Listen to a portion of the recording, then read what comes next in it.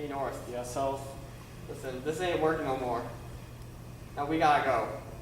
And I want you to know, it's not me, it's you. Well, South, you just can't own people. Get down!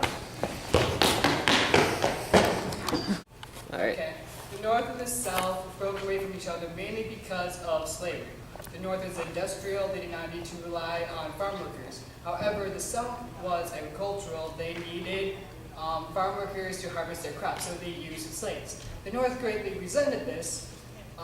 Such cases as the Dred Scott decision, the Garner case, and Anthony Burns greatly upset them, making many to rise to the occasion of trying to free the slaves. The South, however, pointed to their personal way of life. They needed slaves, quote unquote, for their economic growth. They pointed to the Bible that it was God's will. They pointed to the superiority of the white man over the black man. All these things clashed, and all led to 1860 when Abraham Lincoln was elected president. South Carolina then seceded from the Union, becoming the first state to do so, leading to the Civil War.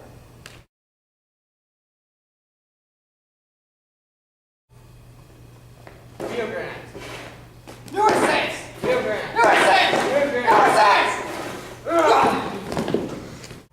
The feud between Mexico and America was started due to a border dispute where America believed the border should be on the Rio Grande River, whereas Mexico believed it should be on the Nueces River. This eventually led to war when, in 1845, Polk moved John Tyler up from the Nueces River to the Rio Grande River, and when the Mexicans went to talk to them about moving back, Tyler took this as an act of aggression, ultimately leading to the Mexican-American War. The Mexican-American War was a huge success for America. Mexicans never won a single battle and ultimately gave us Texas, New Mexico, and other nearby territories. Ding dong. Mr. Edison, why did you call me here today? I want to prove that DC is much safer than AC. What does this prove? Ding dong. These are AC currents, and as you can see, this car is dead. You are crazy. I am right. In Edison's company, electrical company, he hired a young man named Nikola Tesla. Nikola Tesla had a lot of brilliant ideas involving ways to improve the current electrical light bulb. One of these ways was to create AC current, or alternating current, instead of Edison's preferred method of DC, direct current. Well, Edison bet Tesla about $50,000 that if he could do it, he'd give him the money. Well, Tesla went out and he did it. But then Edison was like, oh no man, I was just joking with you. I'm not really going to do this. It's my company. So Tesla then broke out from Edison, formed his own company, and started spreading the word about how AC was better than DC. Well, of course, that really annoyed Edison. So he started going out in public and he electrocuted cars, sheep, dogs, cats, any animals with AC current to prove how dangerous AC current was.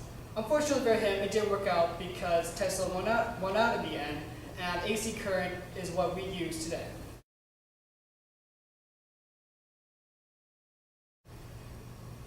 Okay, so did you hear about this new thing they were doing? Yeah. It's pretty cool. Hey, what are you guys talking about? Nothing. Nothing. Johnson. You guys are fired. No, wait. You are.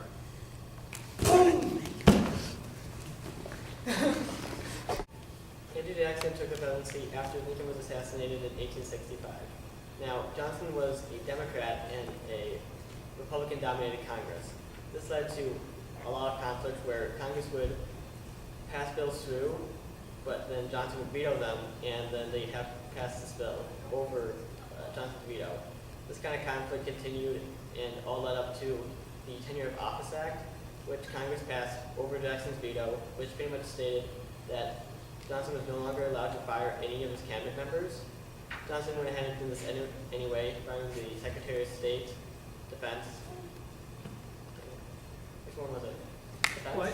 Like an independent Secretary War. of Defense. War? War. Sorry. War. You don't need to say that. You can just say cabinet. Just keep going. Wait, you're still recording this? business. Nixon, how would you handle the current problem in Cuba? Microeconomics. Kennedy, how would you address the current problem in Cuba? Ask not what your country can do for you, but ask what you can do for your country. Nixon, what is your stance on the current problem in Cuba? Microeconomics. Kennedy, what is your stance on the current problem in Cuba? Ask not what your country can do for you. Ask what you can do for your country. I like Kennedy a lot more. He's cute. Nixon, how would you approach the current situation in Cuba? Microeconomics. And Kennedy, how would you approach the problem in Cuba? Ask not what your country can do for you, but ask what you can do for your country. What? This Kennedy guy doesn't know what he's talking about. Nixon, all the way.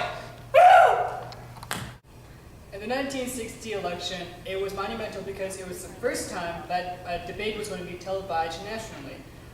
It pitted Kennedy versus Nixon. Well, Kennedy was a more attractive person than Nixon, and he decided to wear makeup to make himself more appealing to the American audience. Whereas Nixon didn't think it would matter, and he was like, oh, I don't need makeup, whatever. They both went on the debate in front of all of America, and they gave their debate. Well, Kennedy, and all the viewers who watched the televised event, they thought that Kennedy sounded like the more appropriate candidate for president, whereas all the people who listened on the radio thought that Nixon was the more appropriate candidate for the presidency. In the end, the televised debate probably cost Nixon the election as Kennedy won. Yeah. Okay.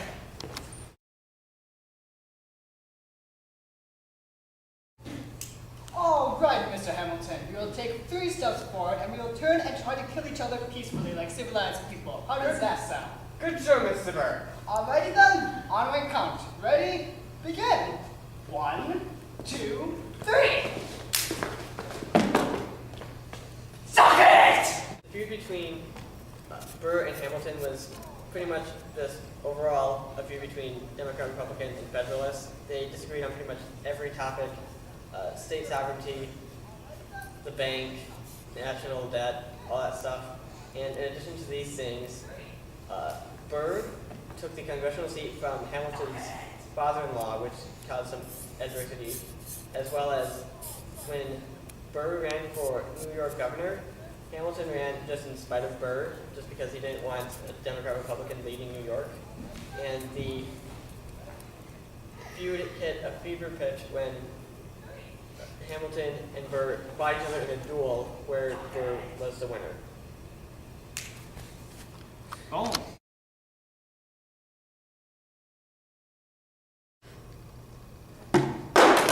My fellow Americans, today I have some very sad news indeed. I will not be running for a 3rd term. But I have chosen my successor, William Howard Taft.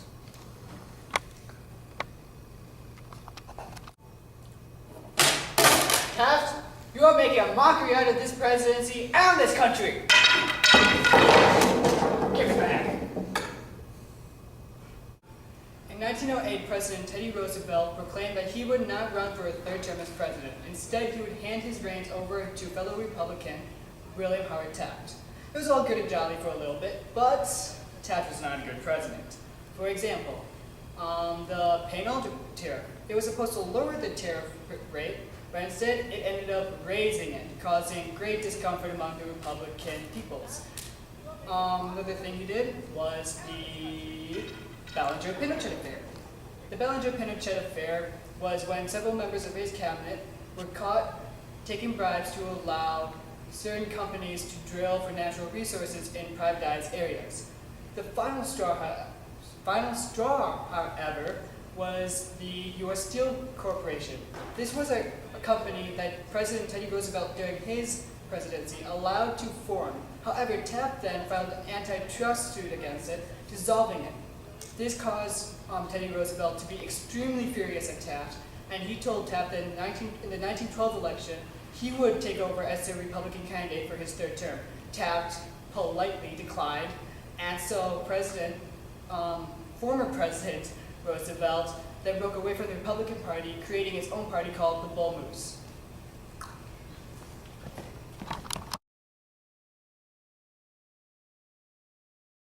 I am Stalin. I am FDR. I am on the foot. You want, Mr. President? Thank you, Truman. Hello. Hello.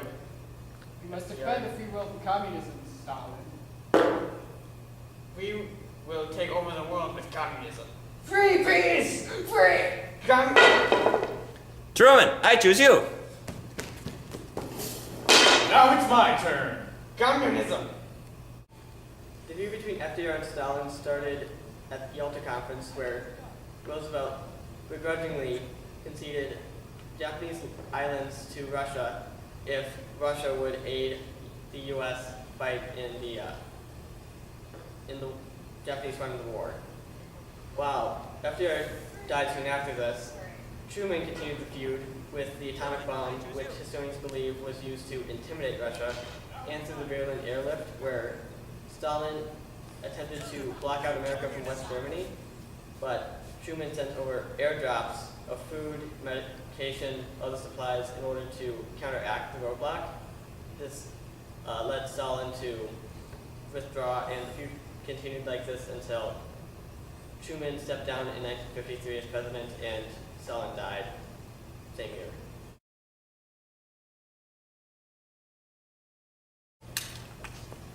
Hey man, did you hear that new Jimi Hendrix song? Yeah. Yeah man, that's pretty cool.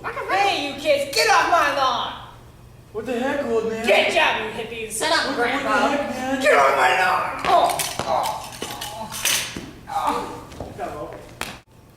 Throughout history, there have been many accounts where the youth has rose up against the man. Most prominently, this occurred in the 20th century. First in the 20s with the flappers and the whole dancing thing and the, shoulder dresses and the weird hairstyles.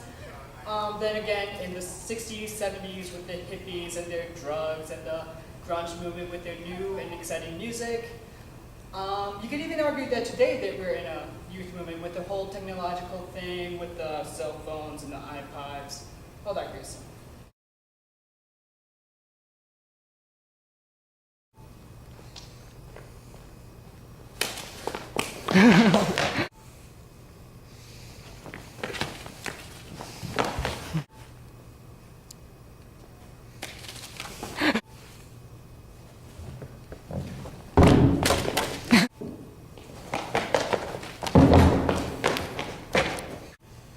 During his presidency, President Andrew Jackson succeeded in pretty much irritating everybody. He vetoed the restart of the bank, irritating Congress and people who invested in the bank, and he took all the money and gave it to pet banks and wildcat banks, which were really untrustworthy. He irritated Native Americans by allowing the annexation of Native American land, despite the fact that the Supreme Court told him he had to stop it. And he also initiated the Trail of Tears, although it was carried out in Van Buren's presidency. And he irritated abolitionists and Whigs by just absolutely refusing to do anything about the African American problem.